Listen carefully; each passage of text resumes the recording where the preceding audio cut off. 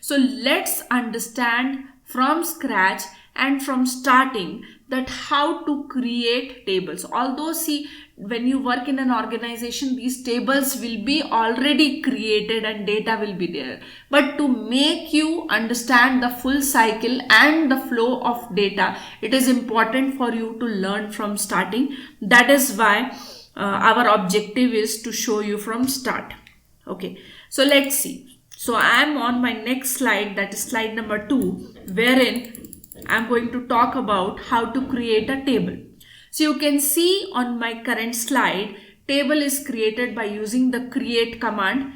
So that is your create table name, followed by in the bracket, you have to give the column specification. When I say column specification, it means you have to give the column name, followed by data type, followed by any constraints. Now let's understand with the help of small example. Suppose if you have to create a table called customer. Now why do we create table? Using the table, we are going to store the data or information which we have. Like for example, suppose if I have my customers information, where do I keep it? Okay, so in databases allow you to store huge number of information in a tabular form. Okay, so in that case, customer table can be created, and in that, in terms of your rows, you can store your data. Okay, so to store any data, first of all, I have to create the structure. That structure of the table can be created using the create command, in which you have to give the column name, the column under which you are going to store the data type. Data type indicates what kind of data you are going to store for that column.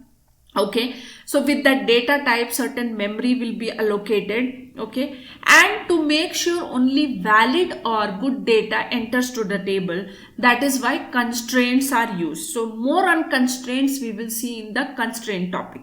Okay, now currently you can see column name, data type, followed by constraint name. Now you can see this constraint name is given in square bracket. Now anything which you find in the syntax with the square bracket, it means it is optional. So whenever it is required, it can be used. Whereas this column name and data type has to be mandatorily given. Okay, followed by comma, and then rest of the specification comes.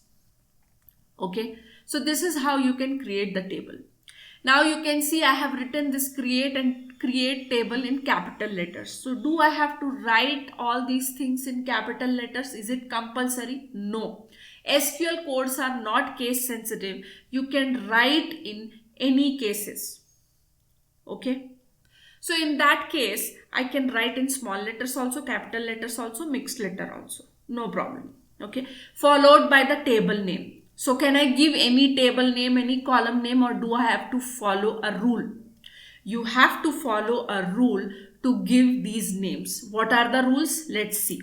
So I am on my third slide, in which you can see the naming rule for a table or any database, and its object would be, your object or your table names can have alphabets. Alphabets means either capital letters or small letters or mixed case, no problem. Okay, you can have in your names underscore.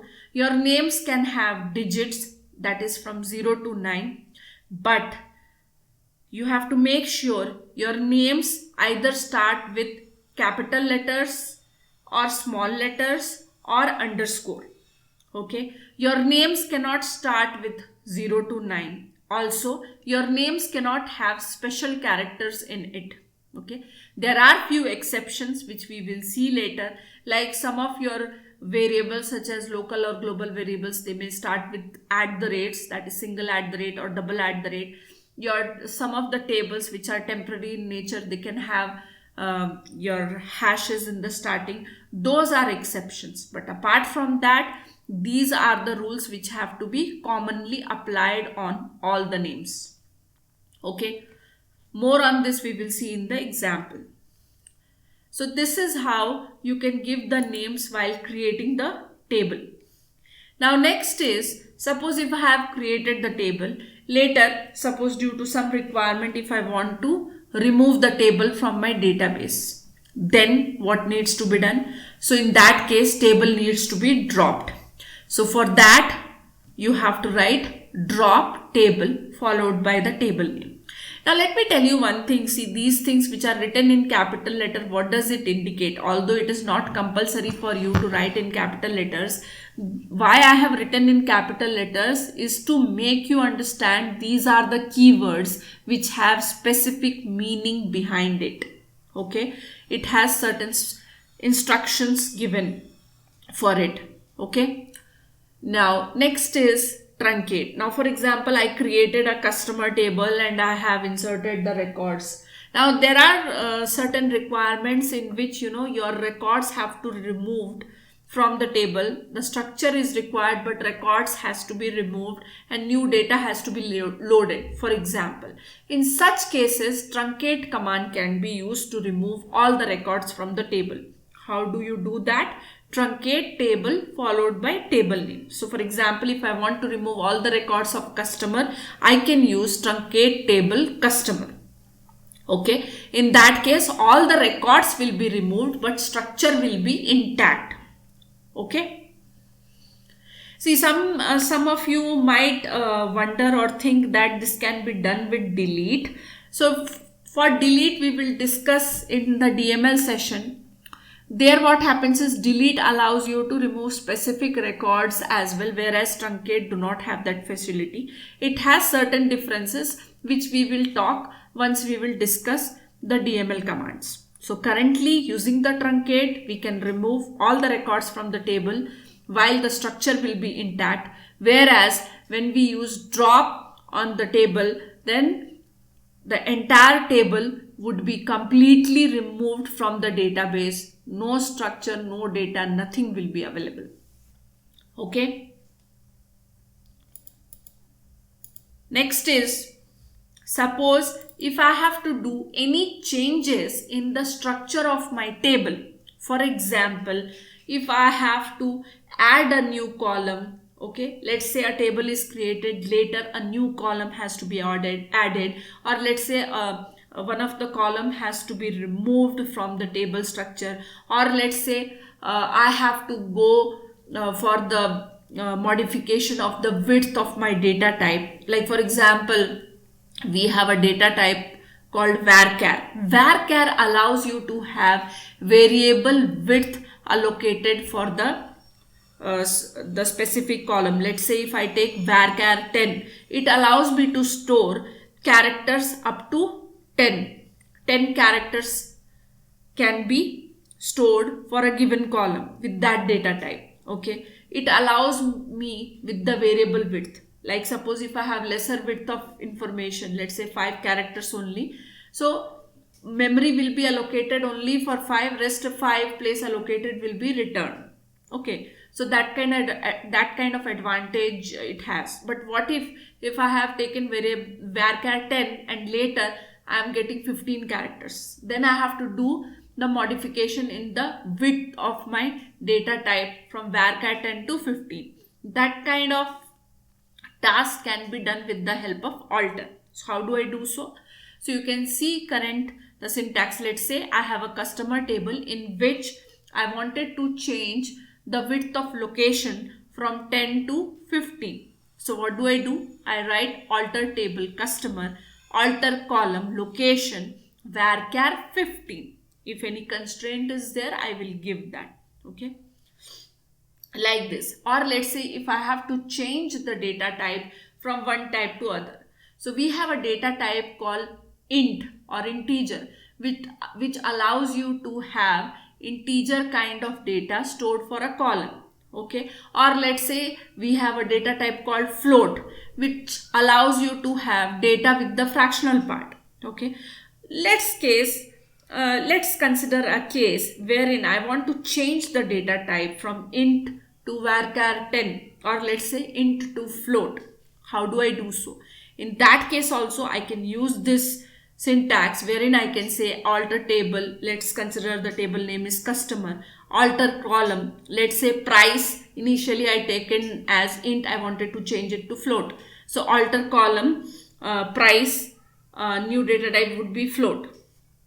Okay, so such kind of change of data type from one type to other is also possible in case of Microsoft SQL Server, wherein if the column do not have any data, I can still have the chance to change my data type. But if the column contains the data, then I won't be able to go forward with change of data type.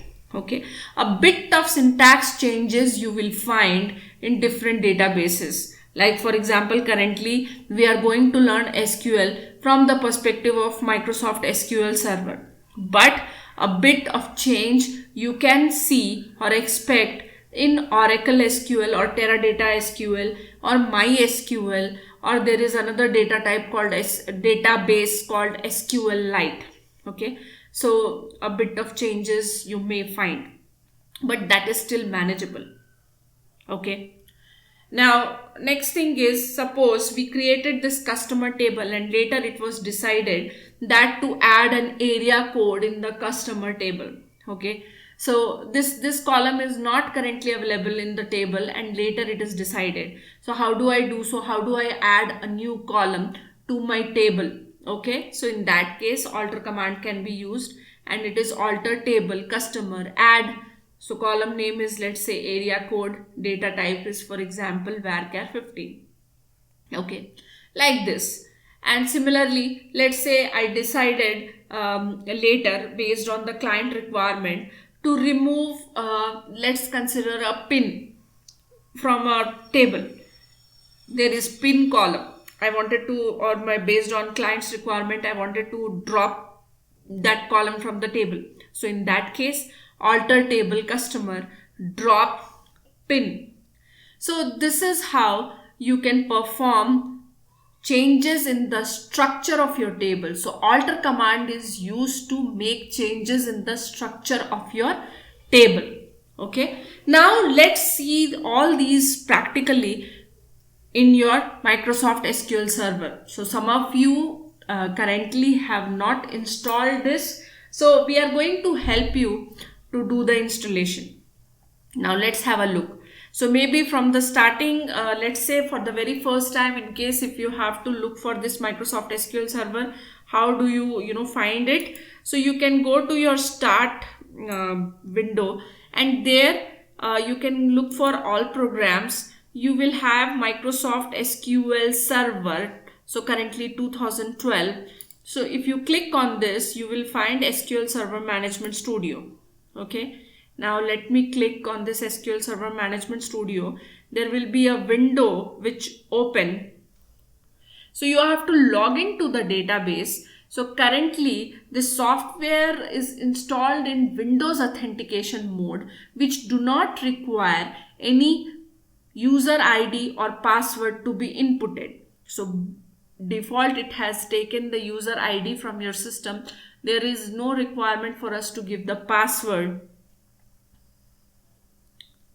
But when you work in an organization, the SQL Server, you will find it will be installed in SQL Server authentication mode, wherein compulsorily you have to provide user ID and password. Then only you will be able to log into the database. So that user ID and password will be provided to you by your DBAs, that is your database administrators. Now I am currently connecting to the database. You can see I have connected to the database. That small window has disappeared. Now I have to open a window wherein I can write my SQL queries. Okay, so to do so, you can see I have a new query here in the menu. You can see the icon new query is there. I am clicking this, or you can press Ctrl N to open new query. Okay, once this new query has opened, so see this window is referred as SQL Query Editor. Okay, this is an editor window referred as SQL Query Editor. Once this SQL Query Editor is opened, now what? Now before we begin, let's create a database. So I said you in the starting, database is collection of tables and other database objects Okay, so we need to do all our tasks within a database. When you work in an organization, you may have a company database or any database with the relevant names. Okay, but for our sessions, let's create a database with a name. Okay, so let's create a database. I can see Lohit. So let's create a database with the name Lohit, for example. So how do I do so? So I have to write create database Lohit. Okay, it is a valid SQL name, right? Okay, now I have to create database only once. Okay, not for the every class or every session. I am not going to create the database. Once I have created, I have to work within this database. Okay, now how to execute this piece of code? So what you will do is you will select this line, and you can see in my window I have an exclamation icon here, which is like execute. So either you can use this, or you can press F5 or function F5. So in my system, function keyword has to be used. So I can use function F5, or in many of the systems you can directly use the F5 key. Okay, that is the shortcut to execute your SQL codes. Or you can use execute. You can see it says execute F5. Okay, now see, once I have created this database, currently you can see here in available databases, you can see besides this execute, you can see a master is displayed, right? So we have in SQL Server certain system databases such as master, model, MSDB, tempdb. These are all system databases. We are not going to play around with these system databases. Sometimes may happens that these system tables, if get corrupted, can make your database corrupted. Okay, so that is why we have to work within our database. Now how do I change to my database? Okay, so in that case, either you can use the drop down, okay, and you can select the database. Like here I can see Lohit is there. So either manually by using the drop down you can select the database, or let's say you are not very comfortable with the manual thing, you wanted to use an SQL command, you can use right here the keyword use followed by the name of the database. Okay, once you write and once you let me show you. Like for example, suppose some other databases here it is selected. Let's consider whenever you open, what happens is by default master will come. Okay, master will come. Now what if I want to change it to some other database, for example Lohit? What do? I have to write use, and then I can select this and I can execute. Okay, you can see it is changed to Lohit now. So whichever way you are comfortable, you can do, either using the drop down or by using the SQL command use, you can select the specific database. Now once I have selected the database, now I would start working. Now what I'll do is, with the help of examples, I am going to explain. So see, I have shared with you this DDL assignment file. Now in this you can see first question was to create a company database. So instead I have created a database with the name Lohit. So either you create a database with the name company, or you can create it with your name. Okay, the next thing is let's create this table department. Second question talks about create department table with the column names as follows. So you have been provided with the column specifications. You can see you have department ID, int, primary key, dname, varchar 20, not null, location, varchar 20, not null. These are your column specifications. Okay, now as per the syntax, let's look into the syntax. What does the syntax says? Create table, table name, and in the bracket we have to give the column specifications separated by comma. Okay, so what do I do here then? So I will write here. Okay, now let me tell you, whenever you solve any questions, please give the comment line. Now comment line, what are these? Comment lines are the way to give textual information in your code window. Now many times we work in a team, so suppose if I have to give any information to the other team member that I have done a change in this code, or these are certain piece of code which currently is not used, so what we'll do is we'll make it as comment line, or the textual information or whatever we are writing, we will keep it in comment line. Okay, like for example, if I want to say question number 1, okay, question number 1. So what do? I have written like this, but I have to make it as a comment line or a textual information. How do I do so? There are two ways to do it. One way is manually. You can go to the starting of this line and put 2 dashes. This is one way. The other way is, suppose a piece of code, I want to make it as a comment line. What do? So let's say create database Lohit. I want to make this line as a comment line. What do? I will press Control K C. Okay, Control K C. Okay, so the other way to make a comment line is Control key K C. Together you have to press to make a line as a comment line. Okay. So once again I'll press Control K C. You can see this line is made as a comment line. What if I want to uncomment this line? Okay, I again want to make this as a code. Okay, so then I have to press Control K U. So this line, create database Lohit, I want to uncomment it. Control K U. Okay, so you can see this is back as a code. So I will write it for you. Control. So plus means here together. Okay. Plus means together. So when I press Control KU, this is used to make a line as uncommented.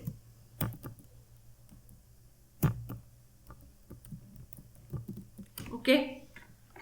Just making it as comment line. So when you use Control KU, it will make the line as uncommented. Okay. Now next is, I wanted to create this table department. How do I do so? I will write here create table department. Okay.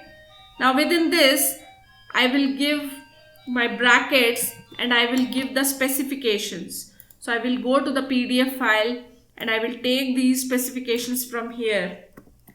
I'm copying this, going back to SQL editor, and I'll paste these specifications. Just a moment.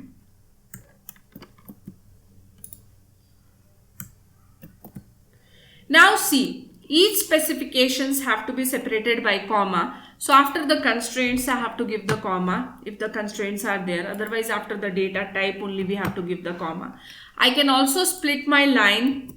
That is not a problem. So after each specification, I am splitting the line so that my code is modular and it is easy for me to debug any kind of errors, if any. Okay. So that is why I have splitted the code. I have not written my code in a single line. Okay. Now what am I supposed to do? So I have to execute this piece of code to make the table department. So how? So I will select my code from top to bottom or bottom to top, the lines which I have to execute, and then I can use execute or F5 or function F5. So you can see in the message tab it says commands completed successfully. Okay, it means table is created. It means table department is created, but how to see my structural information or whether any records are present in this department table or not, how to see that? Okay, so first let me tell you, to see the structure or property related information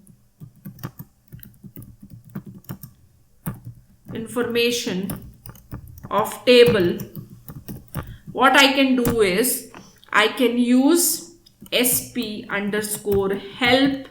followed by the table name. Okay, this is one way. So when I execute this, I can see the structure or property related information of the table. It is there, you can see on my current screen. So you have the table name with the data type and everything. Slowly you will come to know what are all these things. Okay, so these are the property related information. This is one way. Other way to see this is you can use Alt F1. Alt and F1 you need to press together, or Alt function F1, or depending upon what your laptop supports, Alt function and F1 has to be pressed together. Okay, how? Now wherever is your table name, wherever it is, whether it is in the create command or separately you have written. Okay, so what you have to do is you just have to select the name of the table, press Alt function F1 or Alt F1. Okay, so this is the shortcut key. Shortcut key to see the structure or property related information of the table, you can use Alt F1 or Alt function F1. Okay. Next thing is you may want to see, is there any record present in this table? Currently we have not inserted, but let's, from the curiosity point of view, how do you see the records present in the table? So for that you can use select star from department. Okay, so to see the records or to retrieve the records from the table, currently there are no records in this. Okay, more on this select statement we will see in the DML command. So to retrieve the records from the table, you can use select star from department. More on this select statement we will see in the DML command. Okay, now currently you can see that there is a yellow line in the side of this SQL query editor. What does that mean or indicate? It means that the SQL codes which I am writing in the SQL query editor, they are not saved. So by chance if this session gets closed, so what happens is I will be losing these codes. Okay, table, although it will be present, you can see that where you can find your table. See, on your left side if you see, you have databases. In the databases, so plus sign I have clicked, that means explore. So when I explore these databases, I would be able to see different databases. So I have to go to Lohit database currently. So I can see Lohit is here. In the Lohit, in the tables, I can see this table department is created. Before this department, you can see DBO. So DBO dot department. What is this DBO? DBO is a schema which is container of your objects. So within the database, you have a schema.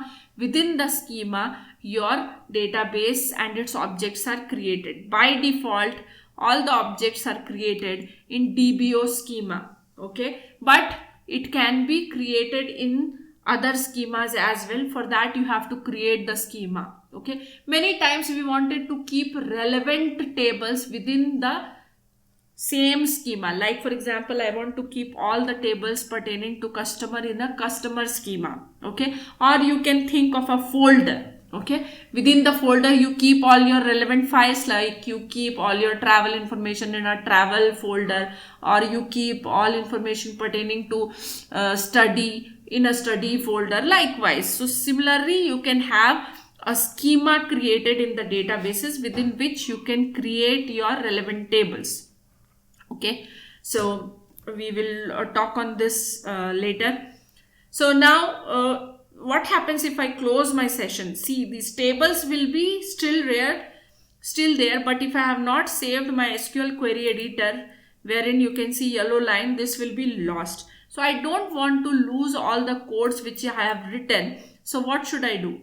So I have to save this. Okay, you can save it in your folder. By default, it will get opened in the C drive. I request you not to save anything in C drive, because whatever you save, it get lost by chance if your system is formatted. So preferably save it in some other folder other than C drive. So where do I do so? So let's see. So I have kept SQL weekend folder wherein I am going to keep it, or you can create an SQL folder for you wherein you can keep all your code files, whatever you practice or whatever you do in class, every information, keep it in a specific folder so that it is easy for you to locate the files. So let's see how to save.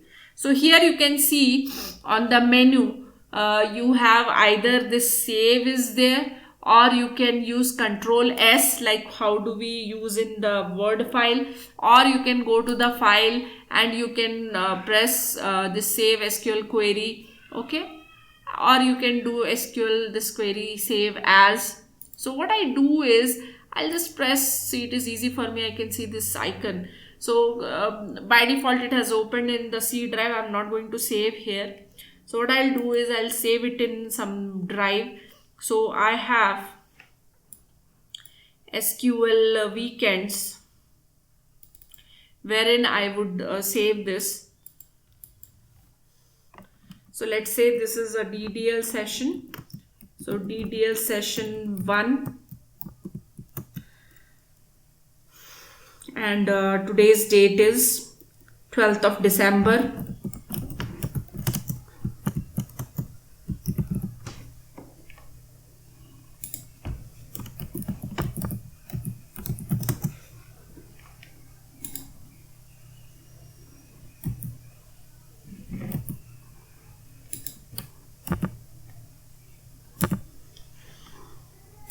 I'll save this. So now you see, once I have saved, this yellow line is changed to green. It means all these codes are saved. For example, later also if I do any changes, you can see the part which I have saved, it is still in green. Something which I have not saved is there in yellow. So part which I have saved is in green. So whatever changes I have done, it is indicated in yellow. So if I have to save it, I can use Control S. Now for example, I have closed this, okay, session, and later if I want to use my code, the previous codes, I wanted to refer the code, I wanted to do certain task, okay, on those files, how do I open it? Okay, so you can see I'm going to SQL Server Management Studio. So either you go to all programs and then you do, or you will find the most frequently used applications here, or you can pin it to the desktop, whichever way you like. So SQL Server Management Studio, okay, so I will go to Microsoft SQL Server 2012. I have SQL Server Management Studio.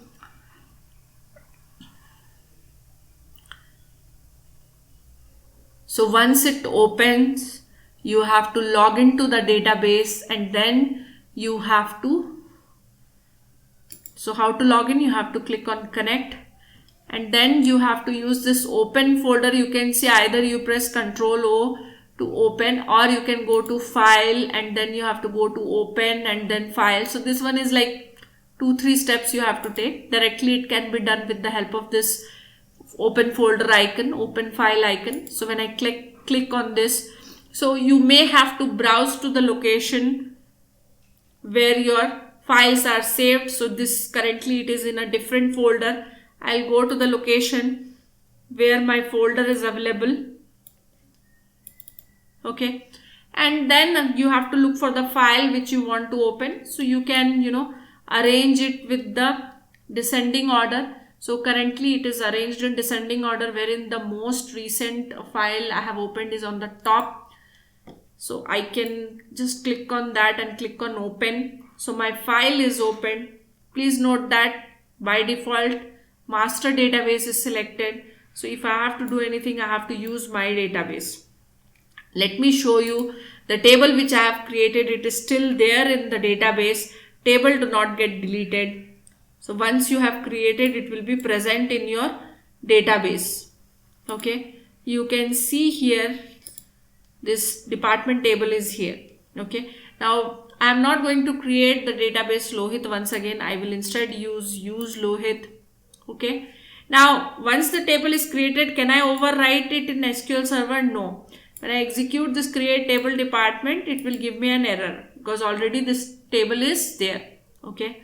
Now suppose if I want to see the structure, you can use sp_help followed by the table name, or you can use the alt F1 or alt function F1 on the table name to see the property related information. In case if your tables have records, if you want to see what is there in the table, you can use select star from table name. Okay, like this.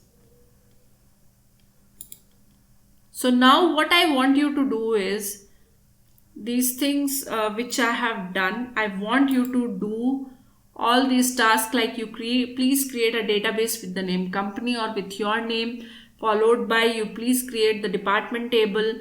You have to create an employee table. See, these informations, the specifications are given to you. Okay. Here I want to tell you that DOB after that bracket date of birth is given. That is just for your information's sake. You don't have to take the column with brackets and all. Just take DOB. Okay. You can ignore taking bracket things. Okay. Similarly, you have to do the same in case of DOJ. Okay. Now in question number 4, you have to add a column department underscore head to the department table, and you have to specify the data type as varchar 15 and constraint as not null. So you please refer the PPT and please do the needful, or else we are there to help you.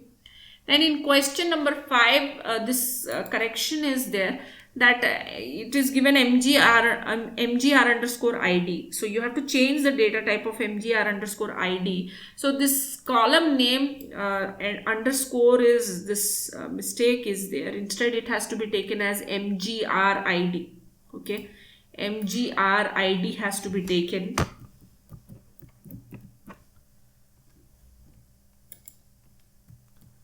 So please take it in that way.